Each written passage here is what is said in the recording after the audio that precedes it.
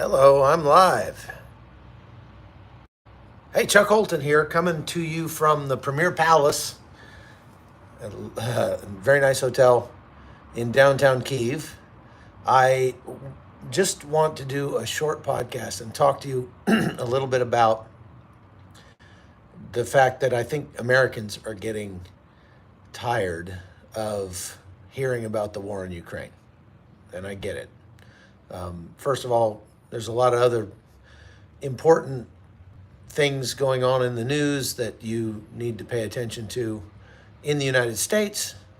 There's mass shootings. There's some incredible tyranny being handed down by the U.S. government. There are Supreme Court decisions coming down. There are lots of things that vie for your attention, and I understand why a lot of Americans kind of think, Ukraine's just not really on my radar that much anymore. And why are people are starting to, I think, feel resentful in many ways because Ukraine is getting so much attention, so much money, has been being given so much by the world community in order to help it through this crisis. And, America's in crisis too. Who's giving us money? Why are we giving $40 billion to Ukraine when we've got gas prices at almost $5 a gallon and inflation and food prices are up and everything's expensive in the United States? And so I just wanted to talk a little bit about that. When you ask yourself, is the war in Ukraine important to America? Does it have anything to do with America? Does it really matter to America? First of all, I think it does, specifically because, aside from the moral considerations of, you should stand up for people who are being persecuted. You should stand up for, if somebody's being attacked by a bully, then you should stand up and say that's wrong. You should, have a problem with that, and the world should continue to denounce and condemn that. I saw a fiery speech at the UN from the EU president today, and I posted that on my locals page, chuckholton.locals.com. You can go check that out.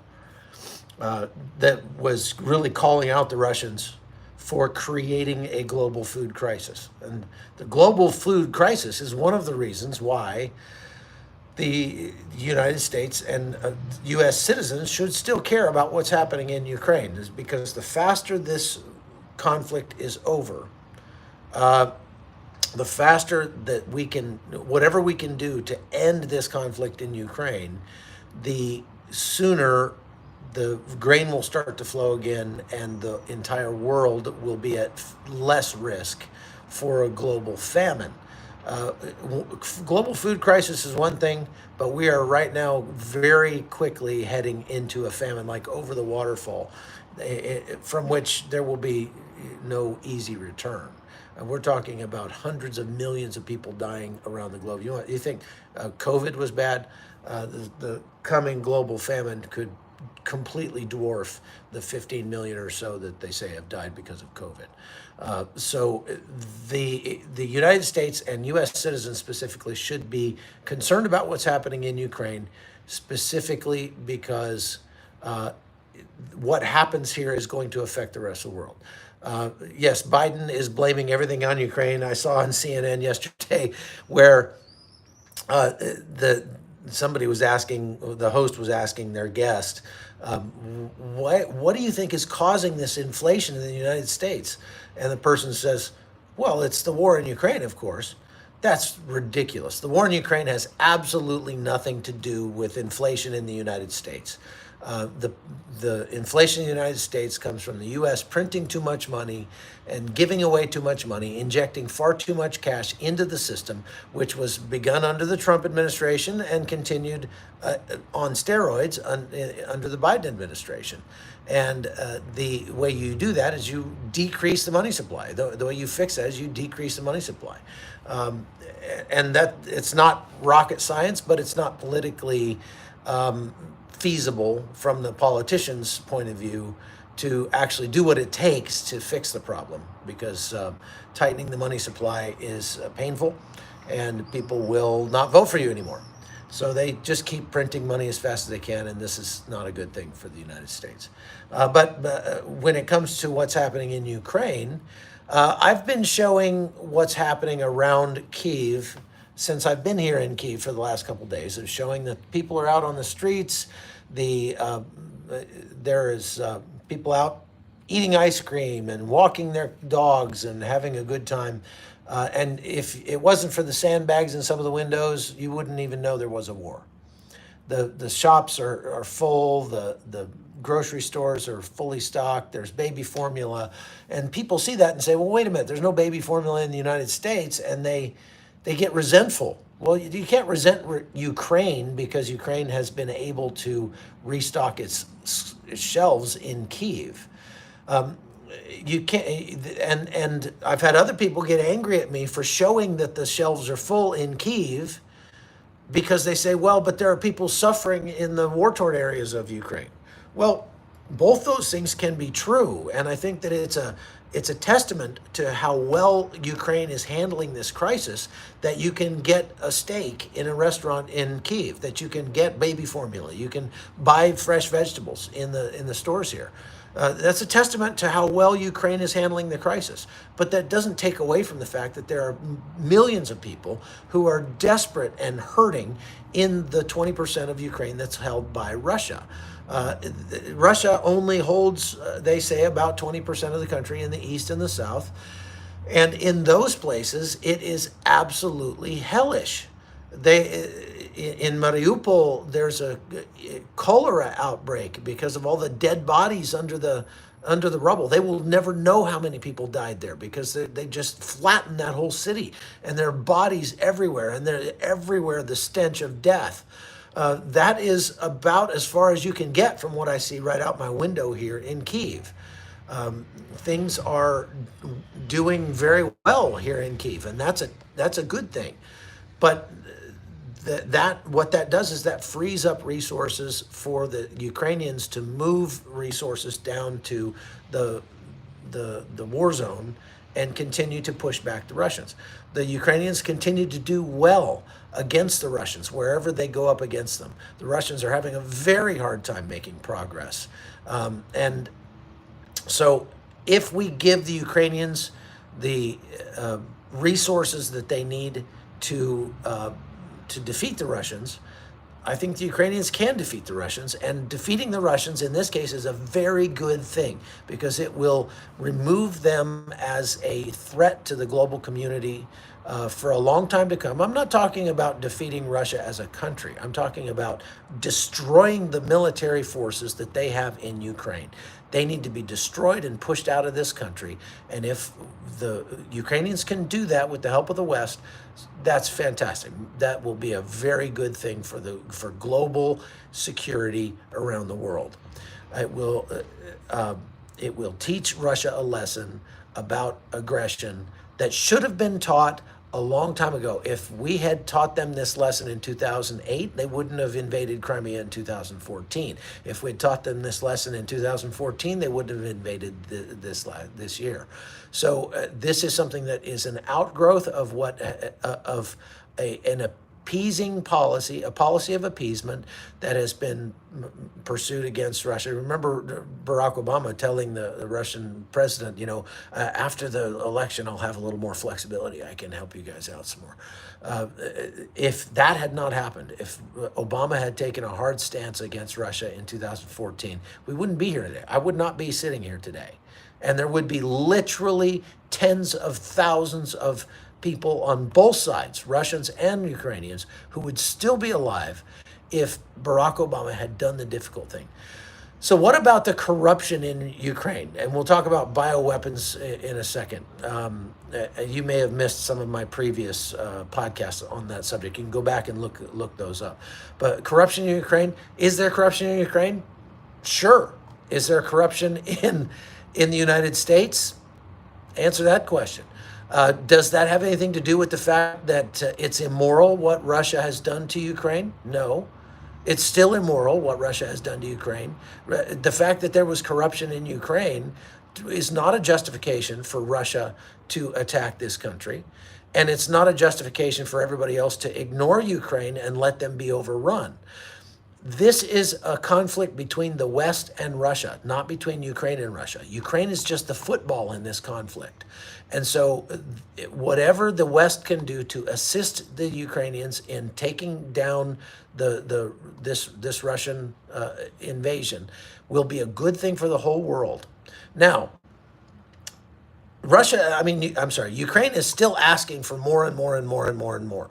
At some point, they have enough. Okay, at some point they have enough weapons, they have enough armaments, they have enough money, and we may already be at that point. They might have enough right now, but you can't blame Ukraine for continuing to ask for more and more and more. What we have seen, though, is that in other countries like Afghanistan and Iraq tends to create dependencies on the rest of the world. And we don't want Ukraine to become dependent on the rest of the world for its survival after this is over. So,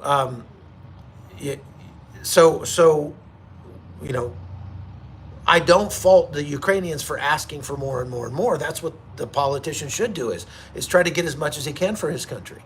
But that doesn't mean that the United States and the West need to continue giving more and more and more. They've gotten $50 billion from the West and hundreds of millions from private donors at this point.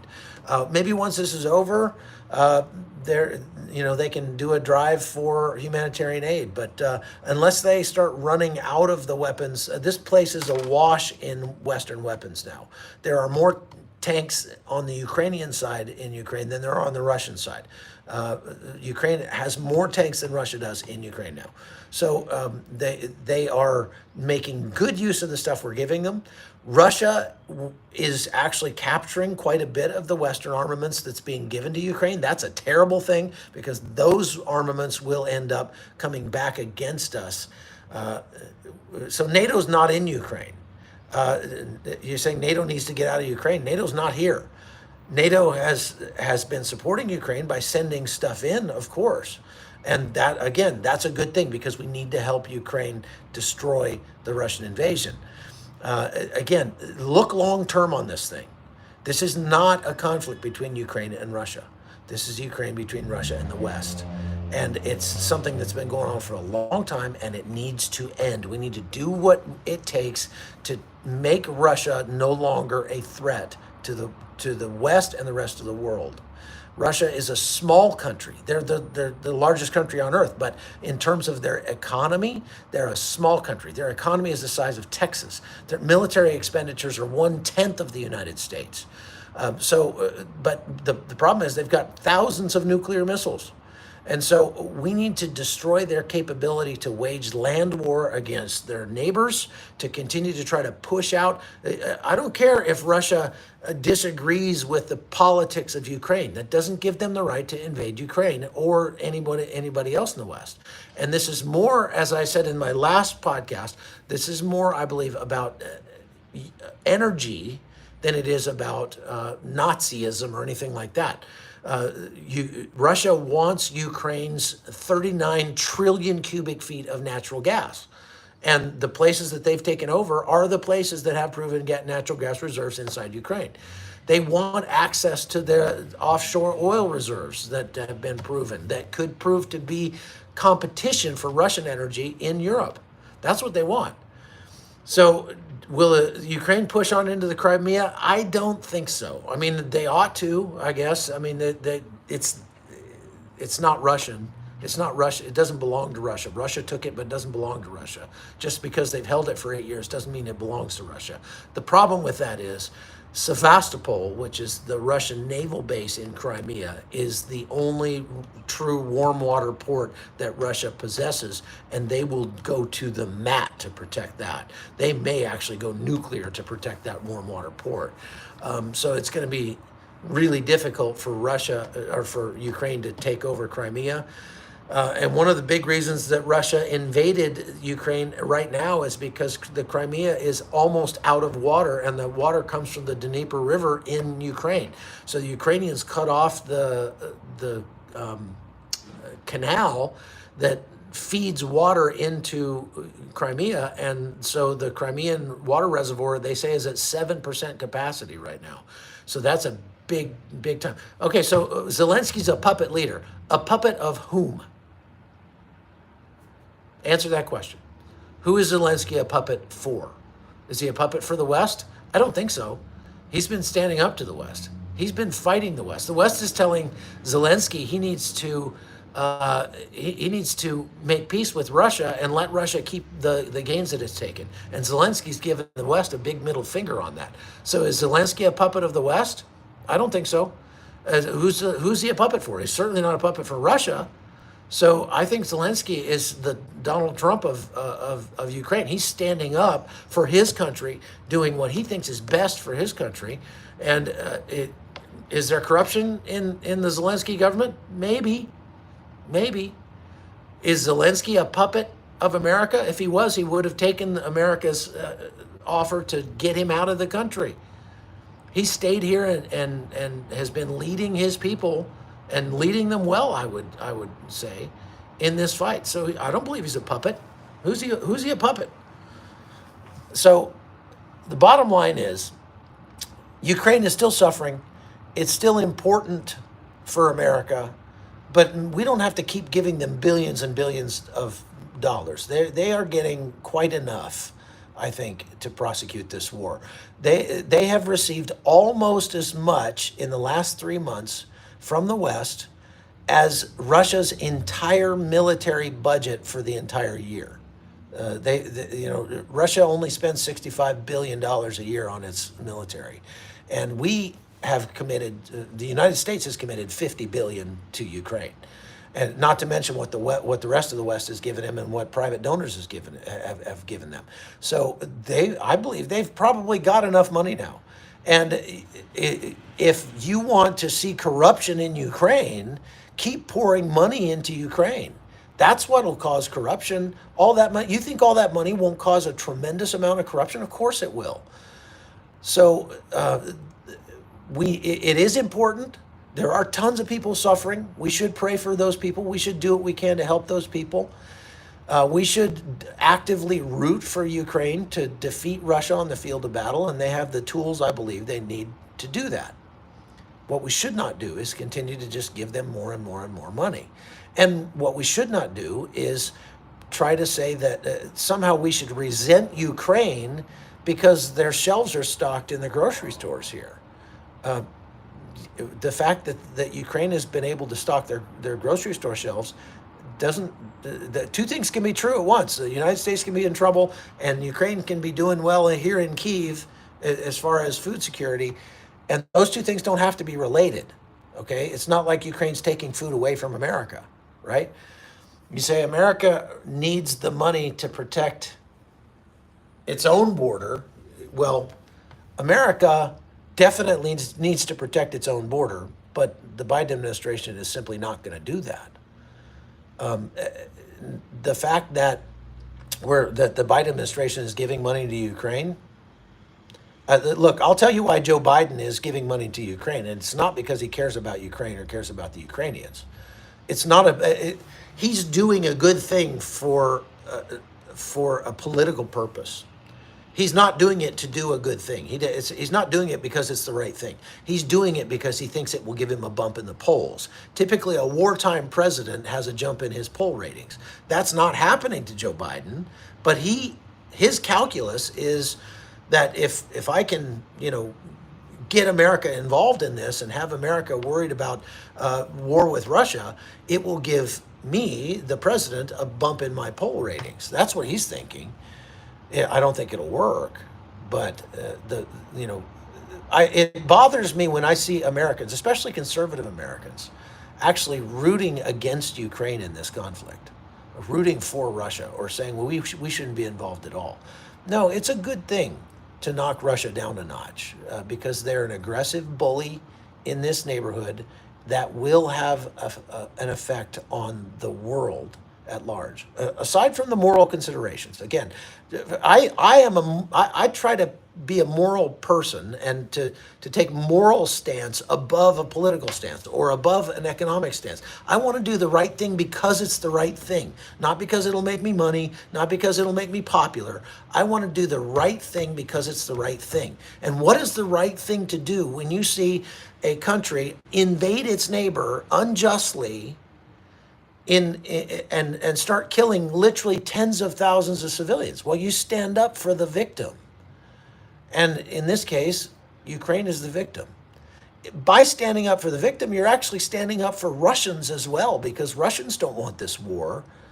Russians have lost more than 20,000 people. A city worth of people has been killed by this war. That's a bad thing for Russia. The sanctions are crippling Russia. I've talked to lots of Russians in places like Armenia. There's 200,000 Russians there now. And everyone I've talked to said, this is horrible for Russia. We don't want this. They don't have anything against the Ukrainians, but this is an outgrowth of those power politics being played by Putin. He's doing the same thing here that he did in Syria, that he did in Georgia, that he did in Chechnya. His idea is to secure his country by taking over the surrounding countries. That'd be like the United States saying, well, for our national security, we're going to invade Canada and Mexico, and we're going to take those countries over so that there will be a buffer between us and other countries. You can't do that. You can't do that. Now, somebody mentioned biolabs. If you're still watching, look, the biolabs that are here, look, we did not have bioweapons labs in Ukraine. We had biolabs. We supported Ukrainian biolabs with a program that would allow the United States to more quickly identify a biological weapon being released by Russia or made by Russia, or some kind of bio outbreak like an Ebola virus or something like that. I am personal friends with a guy who is a lieutenant colonel in the military who personally worked on that program. And what he says is that this program was a defensive program that spent money to upgrade the capabilities of local labs in this area in order to allow them to. Yes, exactly. Right. Every veterinary clinic, every university is a biolab, right? All the United States program did was to improve their capabilities so that they could tell the difference between a weaponized virus and a regular virus. That's all. That's what they did. That was not a bad thing, I don't think. They were not creating bioweapon. I know that the whole COVID thing has kind of made people jumpy about that, and I get that. I'm not saying that there weren't any bioweapons labs in the world, and I'm not saying that the COVID virus wasn't an intentionally created bioengineered virus that's a different subject, okay? But that wasn't happening here in Ukraine, according to a very trusted source who was inside that program, okay? So if you want to believe that, I guess go ahead, right? That's, as far as I'm concerned, that's a ridiculous conspiracy theory, and it still has no bearing on whether or not Russia had the right to invade this country and murder tens of thousands of its citizens. Did Russia have the right? If there was a bioweapons lab in Ukraine, did Russia have the right to try to take over this entire country? I mean, okay, so even if you tried to make the point that they had the right to take out those biolabs, they could have used their precision munitions and dropped bombs on those bioweapons labs and ended those things and let the world know we're not going to allow those kind of labs in our proximity. If they wanted to do that, they could have done that. But that's not what they did.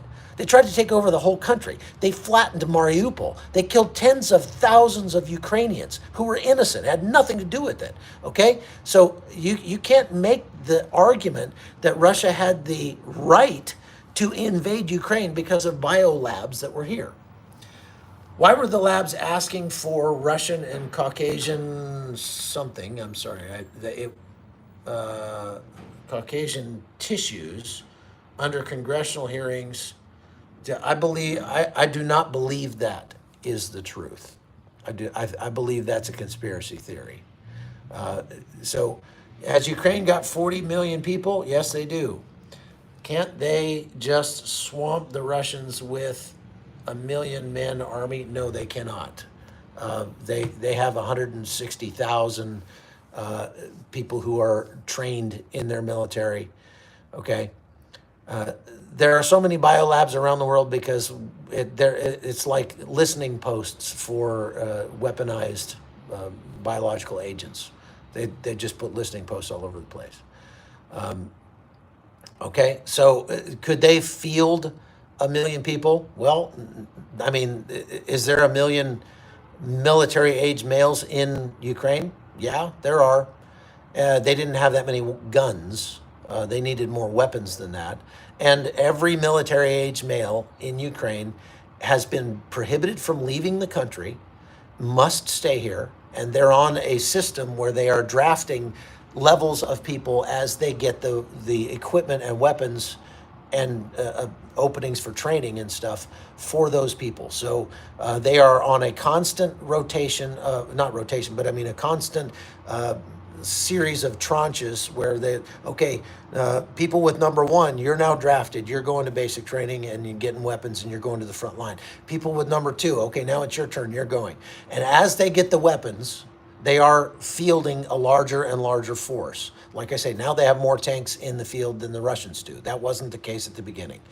The Ukrainians are not asking for U.S. troops on the ground here. They're not asking for Western troops on the ground here. They're asking for the equipment that they need in order to field their own people to go fight the Russians. And they are doing a great job. They're winning. They are winning. The Ukrainians are beating the Russians every time they face them in battle. The Russians have had to focus their combat power from literally the entire country down to literally one city of about, I think it's about 100,000 people. Okay? Russia went to the UN to report about the yeah, they did, didn't they?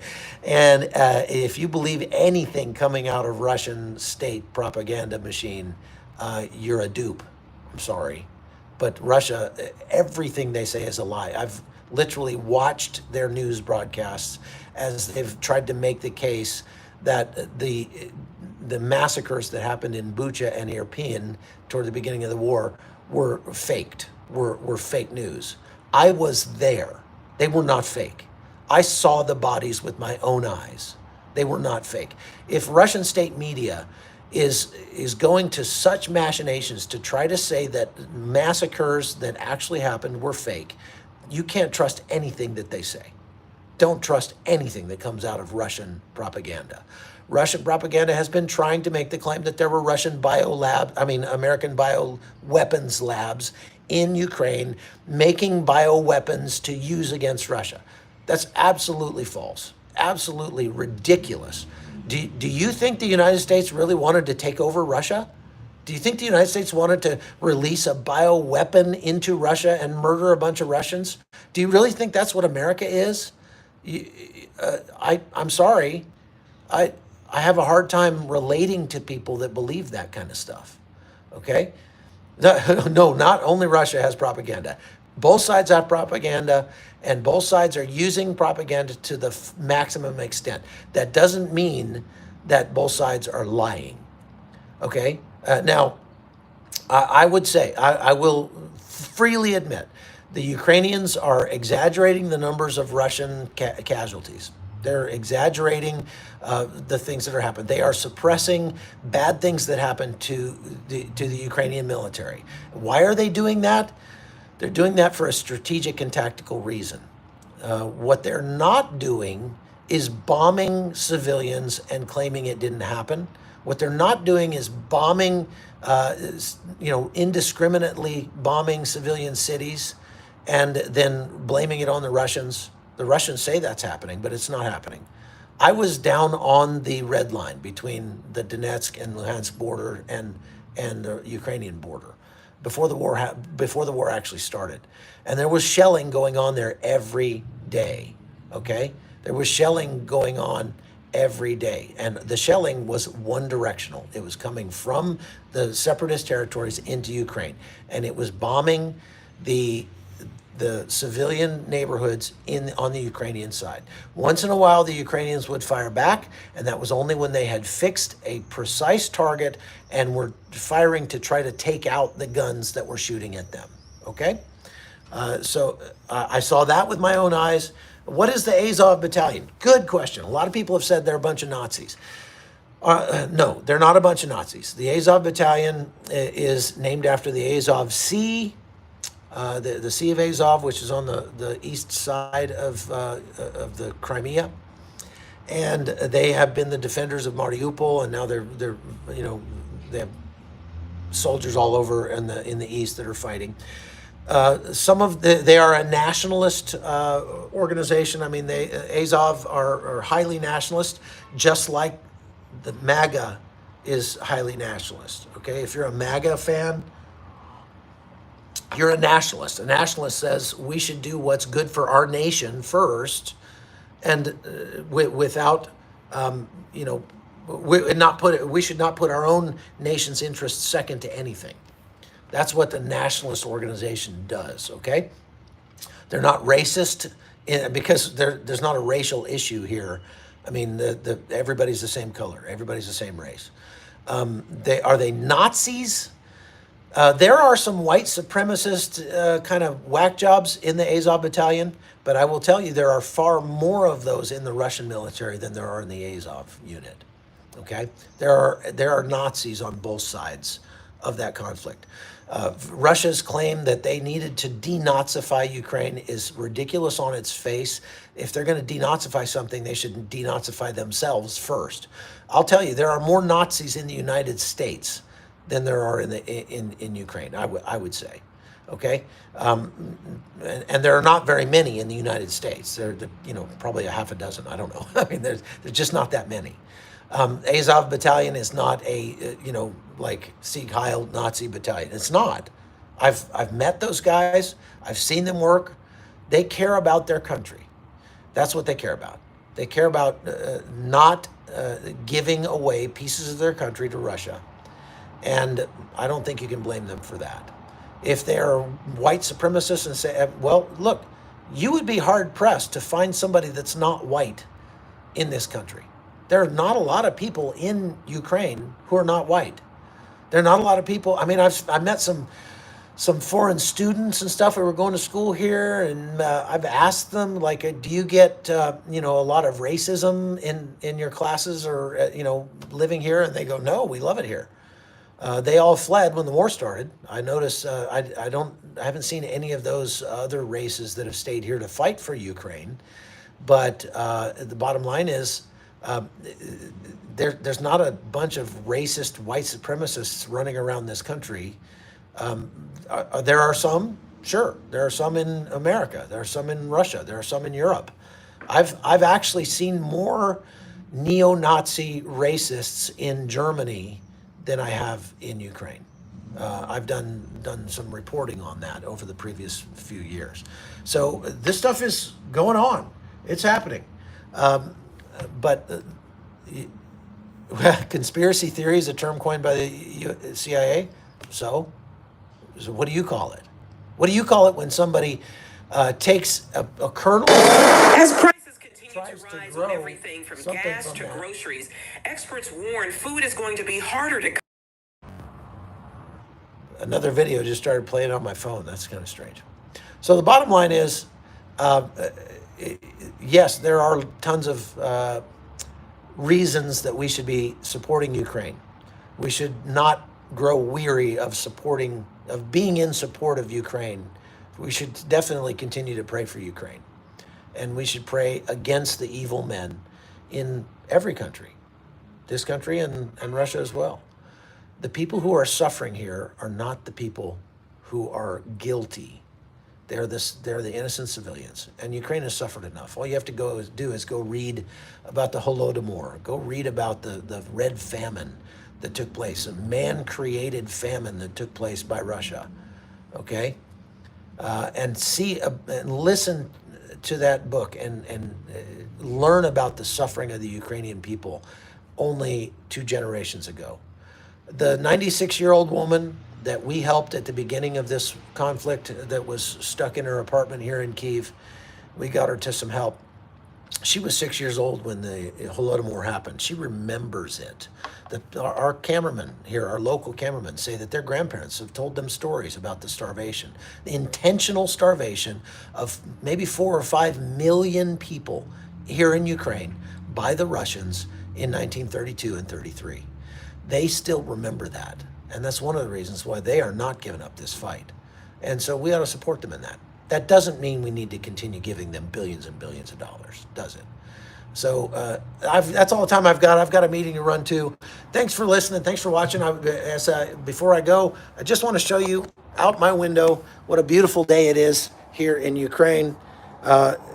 It's a beautiful day in Kyiv. Look at this.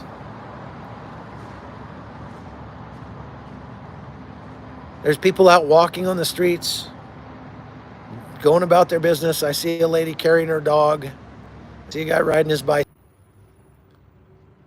There were bodies out along that street in 1932 and 33.